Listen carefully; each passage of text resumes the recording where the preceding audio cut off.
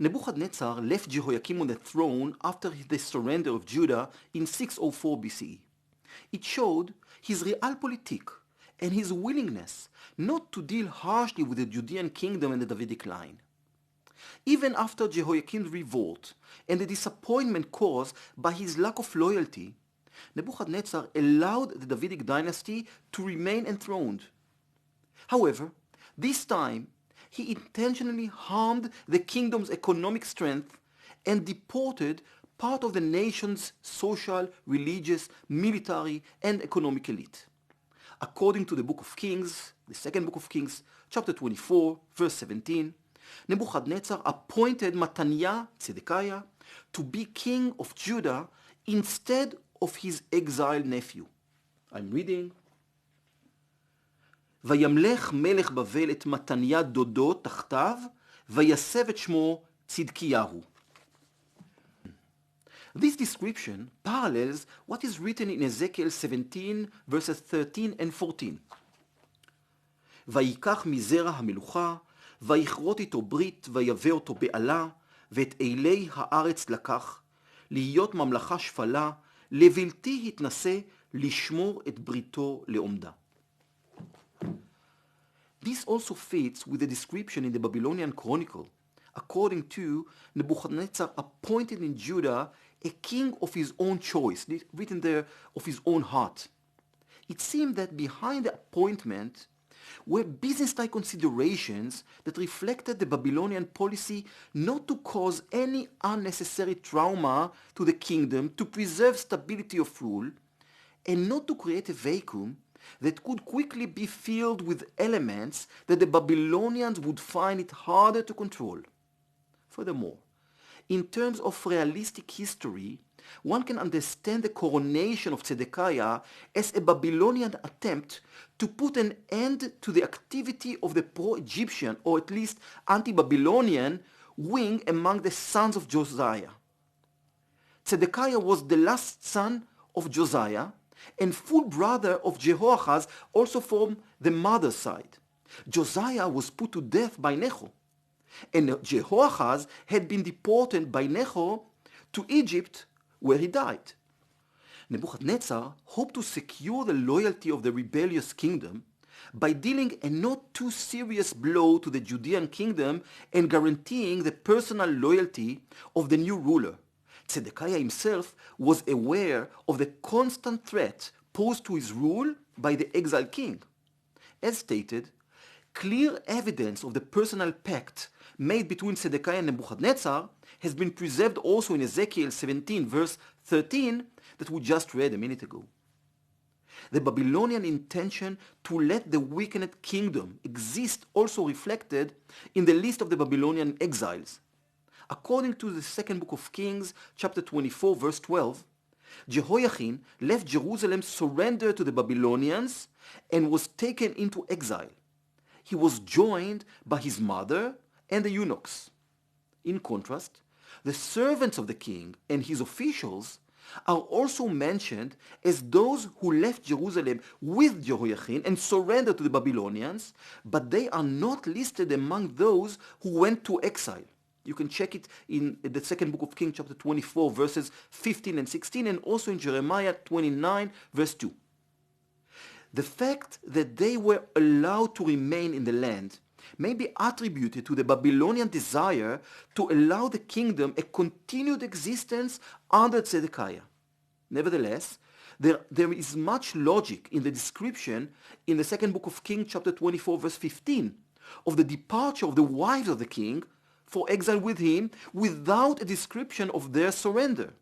It is likely that they remained in the palace and were not taken outside the walls before everything had been arranged with the heads of the Babylonian army.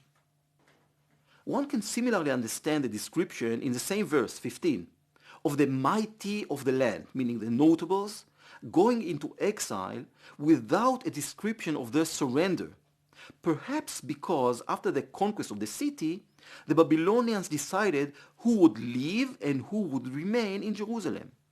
According to verse 16, the exiles were joined by all the men of might, 7,000, and craftsmen and smiths, 1,000. all brave men, trained soldiers.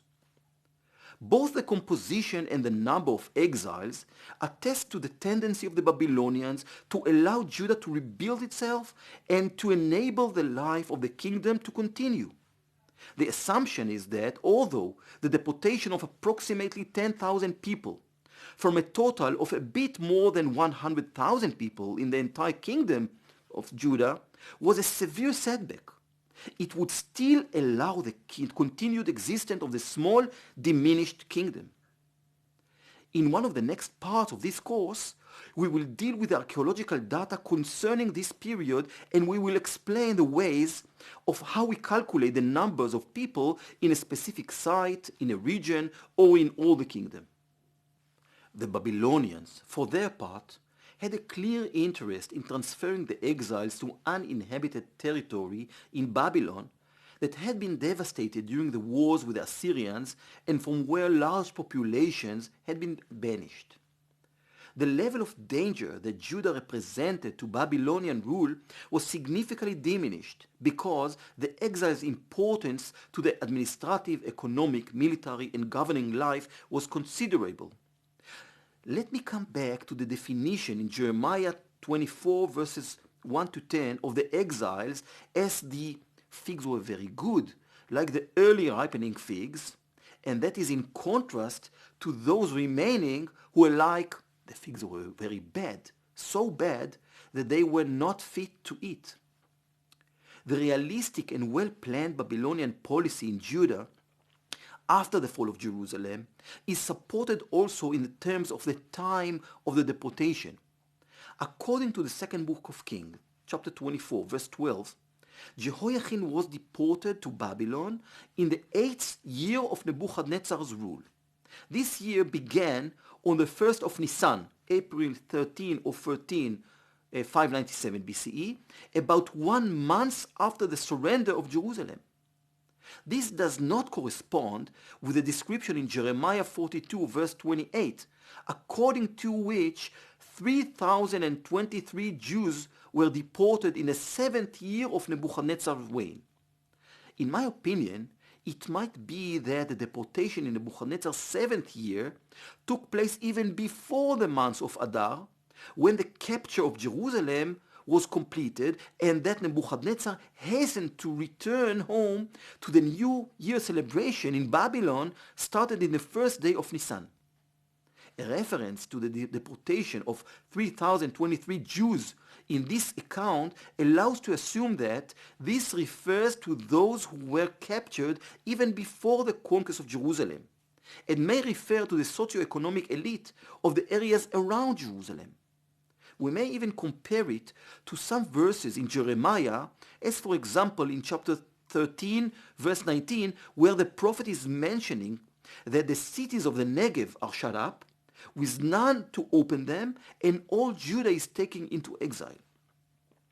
The central act of deportation from Jerusalem included the nation's leaders, the king, the heads of the army, the craftsmen and the smiths, and some of the priests. We can compare it to the letter sent by Jeremiah to the deported community according to Jeremiah 29 verse 1.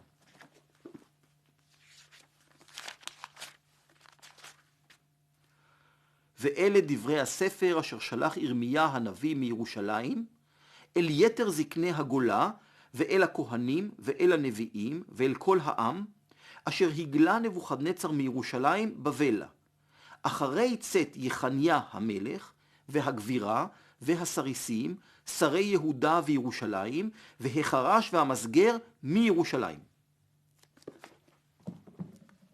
This deportation occurred only a few weeks or even few months afterwards, and in any event, after Nisan 597 BCE, when the 8th year of Nebuchadnezzar's rule began.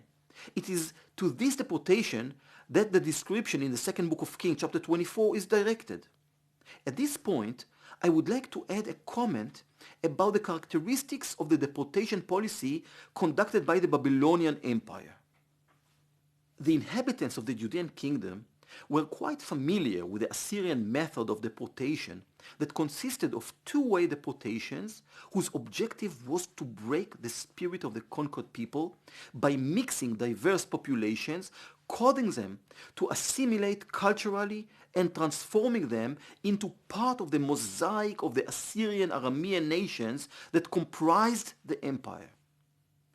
In contrast, the Babylonian method was functional and was designed to establish Babylonian rule on the one hand and on the other hand to help rebuild and settle the Babylonian regions that had been laid waste in the Assyrian wars.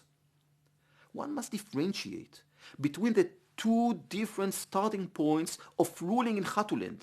The Assyrians conquered an area that was patchwork of kingdoms, some of them large and powerful. They had to invest great efforts in order to establish their rule in the area and base it on an array of provinces. In contrast, the Babylonians conquered an area that was largely already organized into provinces with small, weak, and non-threatening kingdoms. In any case, the Babylonian deportations were more limited in scope, and they could have established Babylonian rule over the empire's land with relatively more speed and facility. The exiles from Judah, as well as other Western minorities, were settled as independent communities. This allowed them to preserve their own identity even after Judah ceased to exist as a kingdom. And for the two generations that followed until the Persian conquest, when permission was granted to build a temple in Jerusalem and to return and rebuild the city. We will learn more on the Judahite community in Babylon in one of the next weeks of this course, but for now, we should go back to Judah and to check when and why Nebuchadnezzar changed his policy in Hatuland and decided to subjugate the small vassal kingdoms that were left in the region. This decision determined the fate of Judah and the Judahites for generations to come. This will be the subject of the next and the last unit of this part of our course.